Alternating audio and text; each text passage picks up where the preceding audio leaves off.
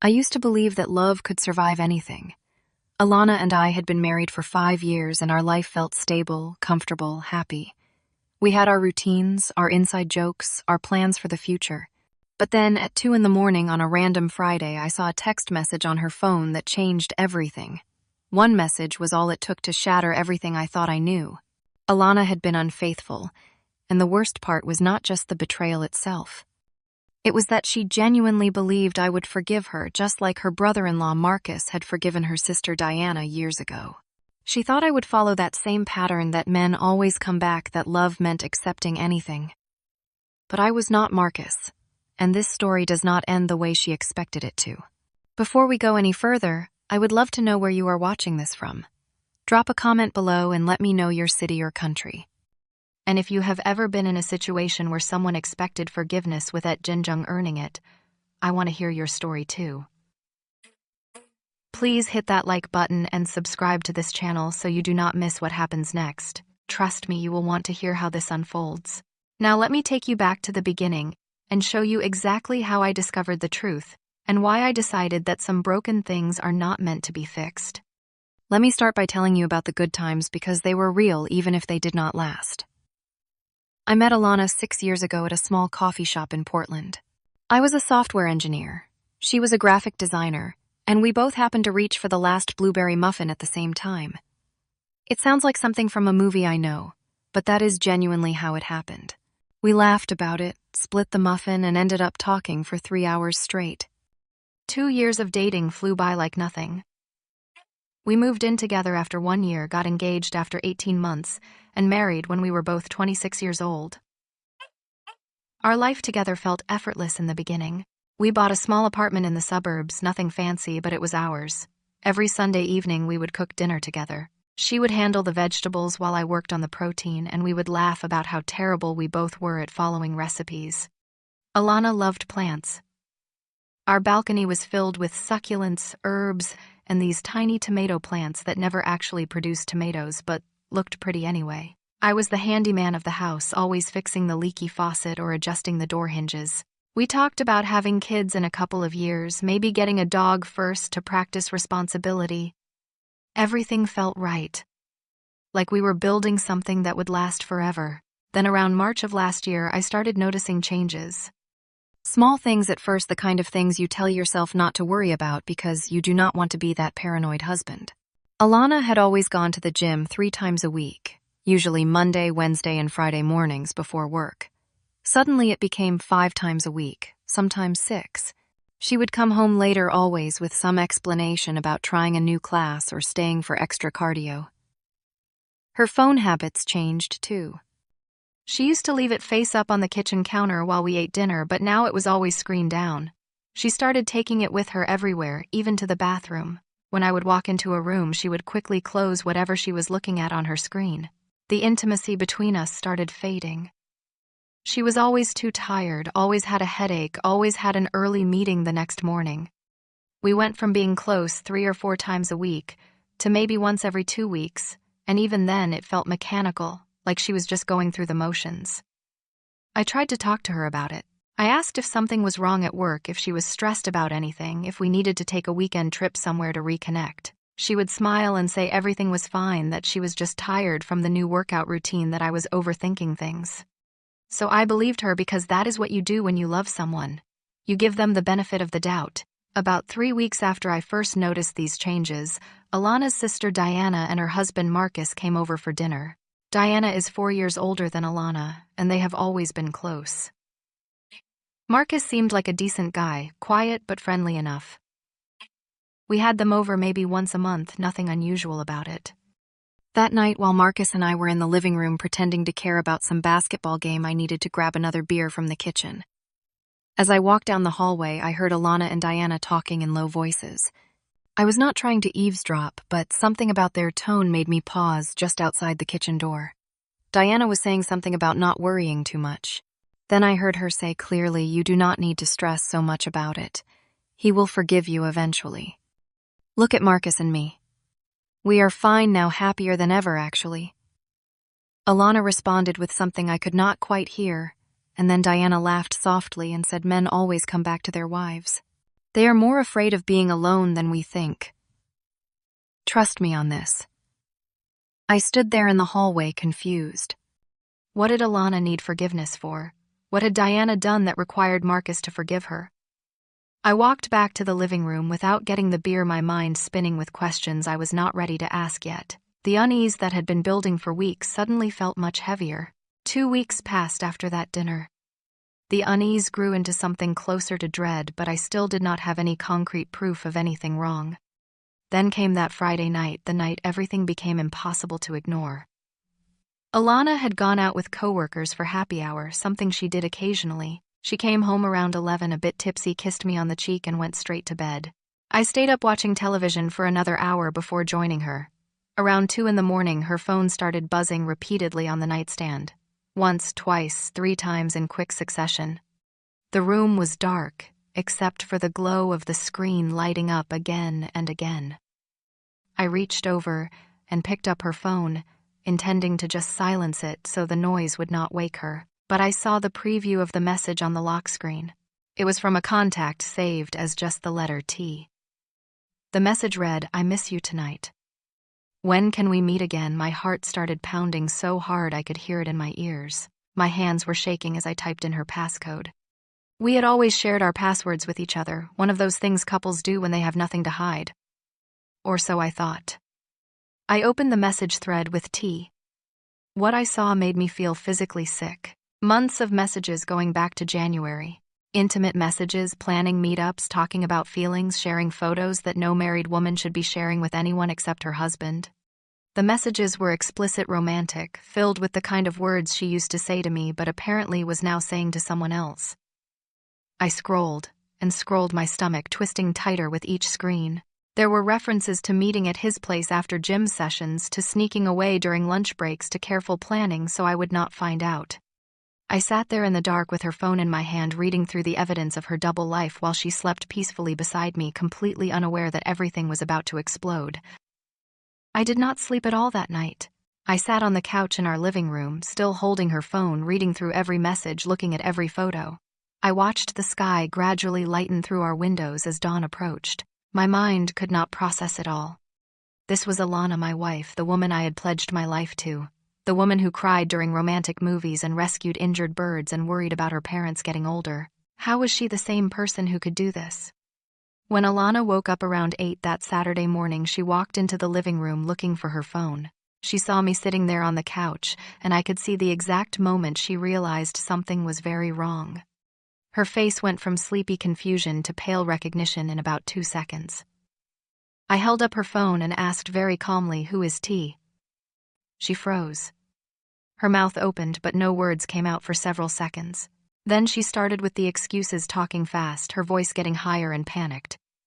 She said I should not have gone through her phone, that I had no right, that this was an invasion of privacy. I cut her off. I asked again, "Who is T?" She sat down on the chair across from me, pulled her knees up to her chest like she was trying to make herself smaller, and finally said his name. Trevor, a trainer at her gym. She met him in February during a consultation for a new workout plan. They started talking, then texting, then it became more. She said it so casually, like she was describing how she started watching a new television show. I asked her how long it had been physical, and she hesitated before admitting since early March. 2 months. 2 months of her being intimate with another man while coming home and sleeping in our bed like nothing was wrong. Then came the part that truly shocked me. Instead of genuine remorse, instead of breaking down and begging forgiveness from a place of real understanding of what she had done, Alana said, "You need to not overreact about this. It is just a phase. I just needed some space, some excitement. It does not change how I feel about you." I stared at her like she had started speaking another language. A phase. She called having an affair a phase, like it was trying a new hobby or going through a fashion trend. I said, "You call cheating on your husband a phase? How can you possibly think this is something I should just accept?" That is when she brought up Diana. She said, "Look at my sister. Diana went through the same thing with Marcus. She had an affair and Marcus forgave her. They worked through it. They are happy now, stronger than before even." You can see it yourself." I felt like I had been punched in the stomach. So this was what I had overheard in the kitchen that night. Diana had cheated on Marcus, he had taken her back, and now Alana thought she could follow the same script and get the same result. She was using her sister's marriage as a blueprint for how to handle her own betrayal. The entitlement in her voice, the expectation that I would simply fall in line because that is what Marcus had done, it was almost more shocking than the affair itself. The next few days were a nightmare.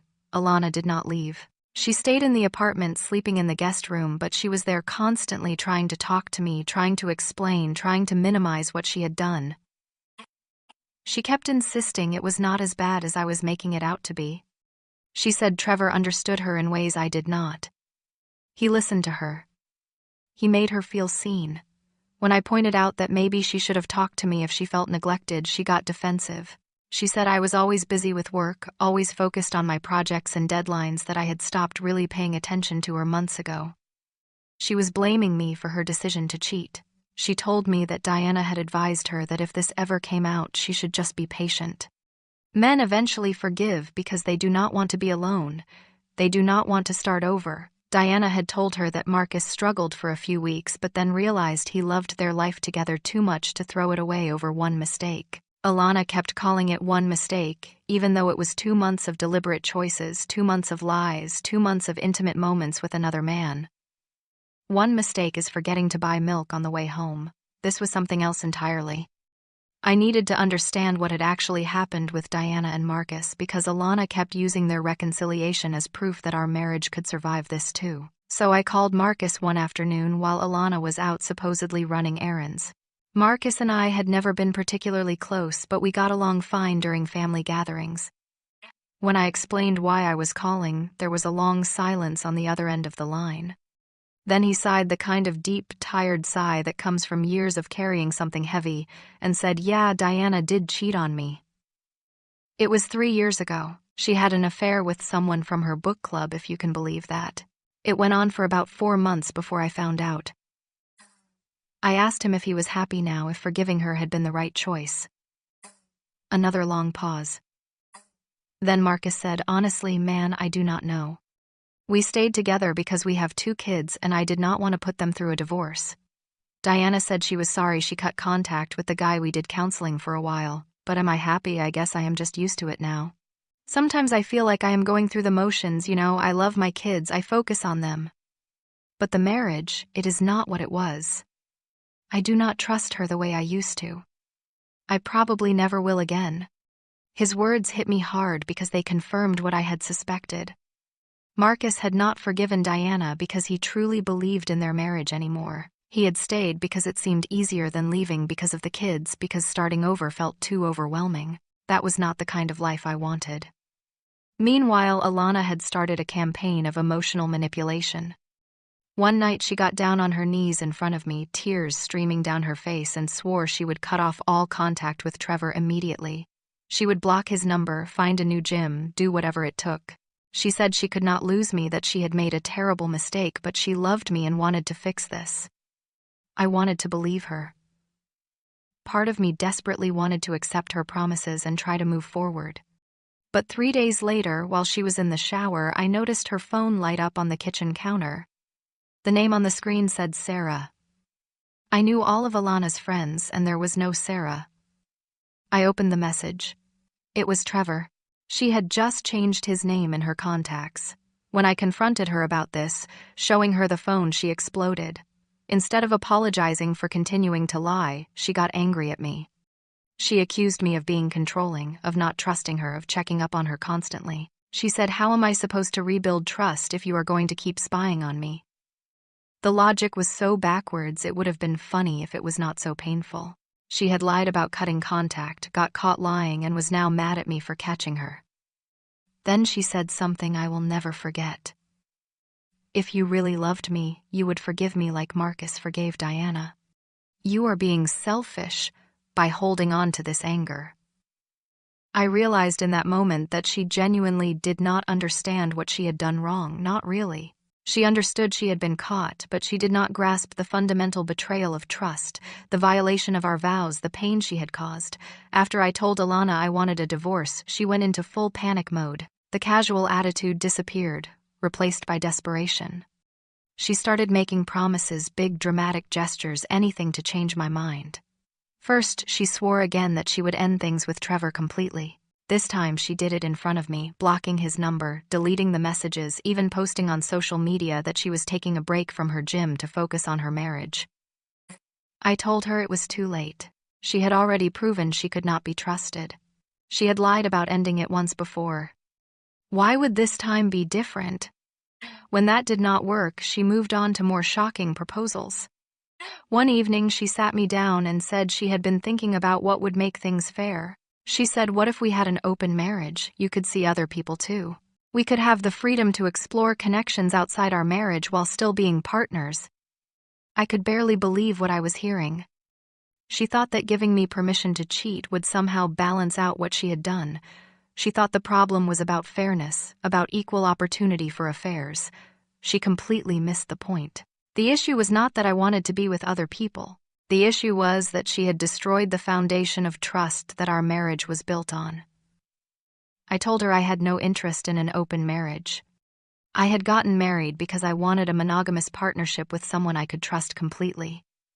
She had broken that, and no amount of restructuring our relationship rules would fix it. Then came her most desperate move. She said she would tell everyone what she had done. She would expose herself publicly, take full responsibility, show me how serious she was about making amends. I told her that public humiliation was not the same as genuine remorse, but she did it anyway. One night while I was at work, Alana wrote a long post on Facebook confessing to the affair.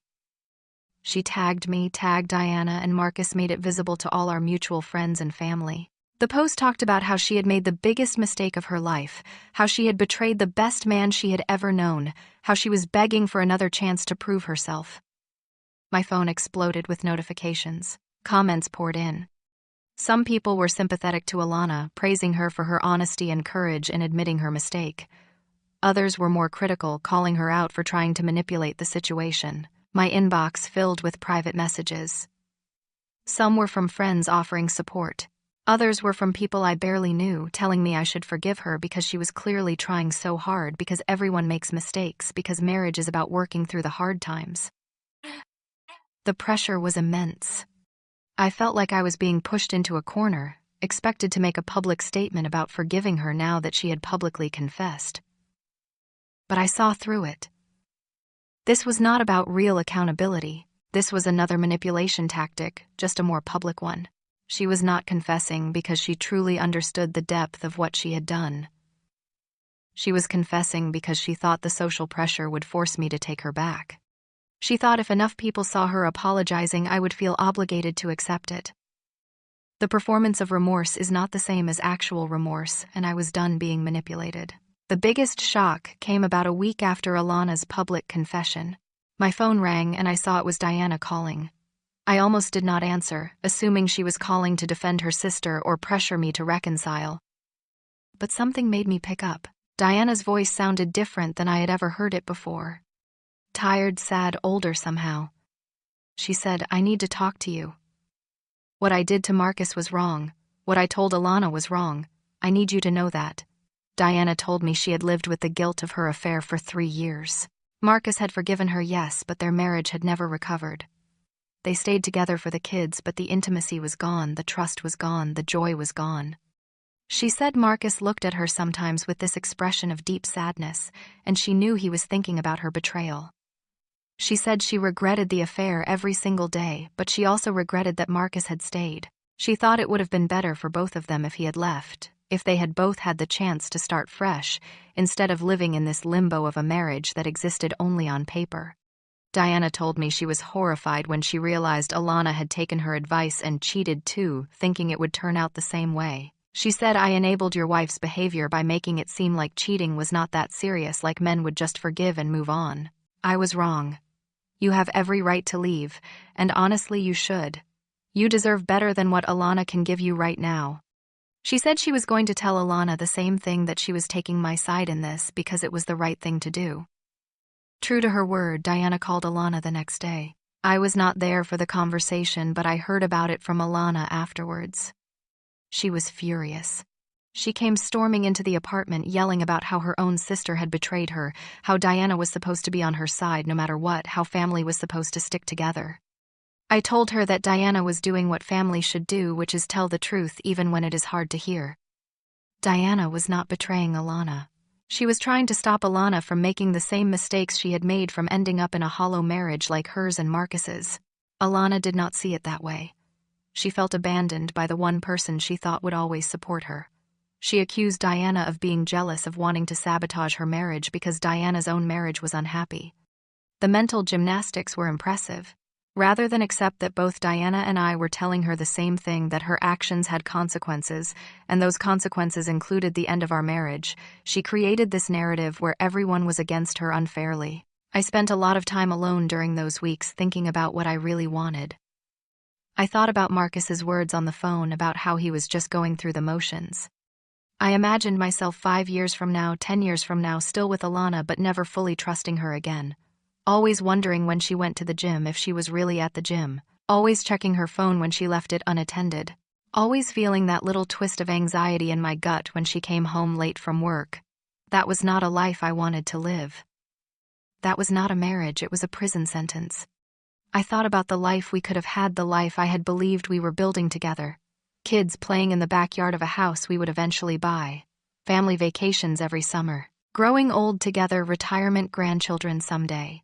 All of that was based on trust, on knowing that your partner had your back no matter what, that you were a team facing the world together. Alana had taken all of that and thrown it away for excitement, for attention, for whatever it was Trevor gave her. And now she expected me to just accept it and move on because that is what her sister's husband had done. But I was not Marcus. I did not have kids tying me to this marriage. I was 31 years old. I had my whole life ahead of me. I could start over, find someone who understood what commitment meant, build a life based on honesty and trust. It would be hard. It would be lonely for a while, but it would be better than the alternative. So I called a lawyer and started the process of filing for divorce. When I told Alana, she looked at me like I had slapped her. She said, "You are making a mistake. You are going to regret this." I replied, "The only mistake I made was not trusting my gut sooner. The only thing I regret is not seeing who you really were before I married you." The divorce process took 3 months from filing to finalization. Those were 3 of the longest months of my life. Alana did not make it easy. She continued trying to change my mind right up until the day we signed the papers. She would show up at my office, sometimes waiting in the lobby to talk to me. Once she came during my lunch break and made a scene, crying in front of my coworkers, begging me to reconsider. It was embarrassing for both of us, but especially for her. My colleagues did not know what to say or where to look. After that incident, I had to ask building security not to let her up to my floor anymore. She sent me long emails in the middle of the night, sometimes pages and pages of memories from our relationship, reminding me of trips we had taken, funny moments we had shared, promises we had made to each other. She would end each email with some variation of, "We can get back what we had, please do not give up on us." But reading those emails just made me sadder because they reminded me of what I had lost. The Alana who went on those trips with me, who laughed at my jokes, who promised to love me forever, that woman was gone. Or maybe she had never really existed the way I thought she did. The actual legal process was relatively straightforward. We did not have children, which simplified things considerably. We had to divide our assets. The apartment we owned together got sold, and we split the proceeds down the middle. We divided our bank accounts, decided who got which pieces of furniture, separated our lives into 2 neat piles. It was clinical, transactional, nothing like the joyful merging of lives we had done when we got married. On the day we went to the courthouse to finalize everything, to sign the papers that would legally end our marriage, Alana looked at me one last time and said, "You are making a mistake. You are going to regret this." I looked back at her and said what I had been thinking for weeks. The only mistake I made was not trusting my instincts sooner. The only regret I have is wasting 5 years with someone who did not respect me enough to stay faithful. The first 3 months after the divorce were brutal. I moved into a studio apartment in a different part of Portland, something small and cheap, while I figured out my next steps. The place felt empty and depressing. I would wake up at 3 in the morning, sometimes staring at the ceiling, wondering if I had made the right choice. Part of me missed the familiarity of being married, of having someone to come home to even if that someone had betrayed me. Loneliness is a powerful thing, and in those dark early morning hours it was tempting to think about reaching out to Alana, about trying again. But then I would remember specific moments, the way she had blamed me for her affair, the way she had continued lying about Trevor even after promising to end things, the entitled expectation that I would forgive her just because her brother-in-law had forgiven her sister. The manipulation, the public performance of remorse, the fundamental lack of understanding about what she had actually done. And I would know I had made the right choice. Being lonely was temporary. Being in a marriage where I could never fully trust my partner again, that would have been permanent misery. My friend Kyle, who I had known since college, became my lifeline during those months. He lived across town but started coming over at least twice a week, bringing food, forcing me to leave the apartment just being present. Kyle had gone through his own difficult breakup a few years earlier, so he understood what I was going through. He never told me I should have stayed with Alana, never suggested I was giving up too easily. He would say self-respect matters more than any relationship. You did what you had to do. Having someone validate my decision when I was struggling with doubt made all the difference. I started going to therapy around month 4 after the divorce. My therapist, a woman named Dr. Patricia Chen, helped me process everything that had happened. Actually, I should mention I am not using her real name. Let me call her Dr. Sarah Williams instead. Dr. Williams helped me understand that I could not control other people's actions, only my own responses. She helped me see that forgiveness does not require staying in a relationship with someone who hurt you. You can forgive someone for your own peace of mind while still choosing to remove them from your life. That distinction was important for me to understand. Through therapy, I started to rebuild my sense of self. The affair had damaged my confidence in ways I had not fully recognized. I had spent months wondering what was wrong with me, what I had failed to provide, why I had not been enough for Alana. Dr. Williams helped me understand that Alana's choices were about her, not about me.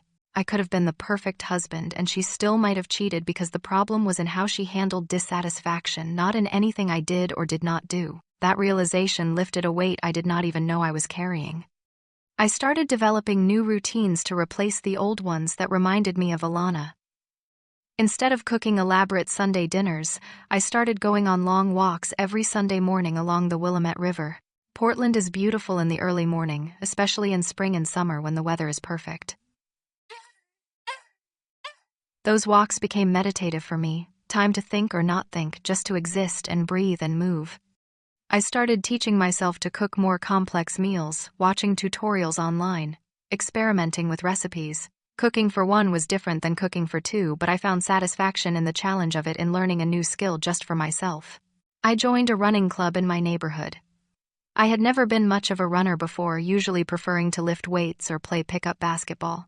But running gave me something I needed right then, a way to push my body until my mind went quiet, until the only thing I could focus on was putting one foot in front of the other. The people in the running club were friendly, welcoming, not pushy about personal information. We ran together twice a week, sometimes grabbed coffee afterwards. It was social interaction without the weight of explaining my divorce to everyone I met. Gradually, very gradually, I started to feel better. Not happy exactly, not for a long time, but stable, peaceful. I stopped waking up in the middle of the night. I stopped compulsively checking Alana's social media to see what she was doing. I stopped playing out alternative scenarios in my head where I had made different choices. I started to accept that this was my life now, and it was okay. It was actually more than okay. I was free from the constant anxiety of wondering if my wife was being faithful. I was free from the arguments and manipulation. I was free to build a life based on honesty and self-respect. Through the grapevine of mutual friends, I heard updates about Alana occasionally. She had moved to Eugene, a smaller city about 2 hours south of Portland, to live closer to her parents.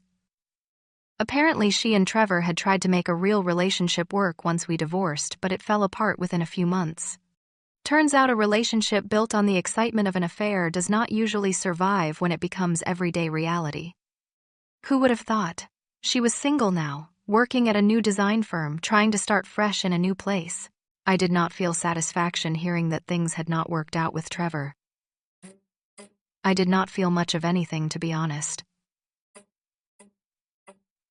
That part of my life felt distant, like something that had happened to someone else. Diana and Marcus were still together, still maintaining their facade of a happy marriage for the sake of their kids. Diana had apologized to me several more times, always with this sadness in her voice. She knew she had set a bad example for her sister, knew she had contributed to Alana's choices by making infidelity seem manageable, forgivable, not that serious. I told Diana I did not blame her. Alana was an adult who made her own decisions. But I appreciated Diana's honesty, and I respected her for taking my side even though it damaged her relationship with her sister. Last I heard, Alana and Diana were not speaking to each other. The fallout from Alana's affair had fractured their family in ways that might never fully heal. As for me, I am doing better than I thought possible a year ago. I am still in therapy, still working on myself, still learning to trust again. I've been on a few dates, nothing serious yet, but I am open to the possibility of finding love again someday. This time I will be wiser, more careful, more attentive to red flags. But I am also not desperate. I learned something crucial through this whole painful experience. Being alone is not the worst thing that can happen to you. Being in a relationship where you cannot trust your partner, where you have to constantly guard yourself, where the foundation is broken, that is worse than being alone. Much worse. I think about what my life might have looked like if I had followed Marcus's path, if I had forgiven Alana and tried to make it work. I imagine years of checking her phone, of feeling anxious every time she went out, of never fully believing her when she said she was at the gym or working late. I imagine the resentment building, the intimacy dying, the marriage becoming an empty shell we maintained out of habit and fear of change. I imagine myself at 45 or 50 looking back and wondering why I had wasted so many years on someone who did not value me. I am grateful I did not make that choice. I am grateful I chose myself, even though it was the harder path. People sometimes ask me if I regret marrying Alana at all, if I wish I could go back and change everything from the beginning. The answer is complicated. I regret the pain, the betrayal, the wasted time. But I do not regret the experience entirely, because it taught me important lessons about myself, about relationships, about what I need and deserve from a partner. It taught me that love is not enough by itself.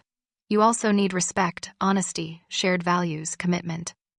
You need two people who are willing to do the hard work of maintaining trust and communication. One person cannot sustain a marriage alone, no matter how much they love the other person. I learned that self-respect is not negotiable. You cannot sacrifice your own dignity and self-worth to maintain a relationship, because a relationship built on that sacrifice will hollow you out from the inside. I learned that other people's choices, like Marcus's decision to stay with Diana, do not have to be my choices. What works for one person or one marriage might be completely wrong for another. I learned to trust my instincts, to pay attention when something feels wrong, to not dismiss my own concerns just because I am afraid of conflict or afraid of what I might discover. Most importantly, I learned that I could survive something I thought would destroy me. When I first discovered Alana's affair, I thought my life was over.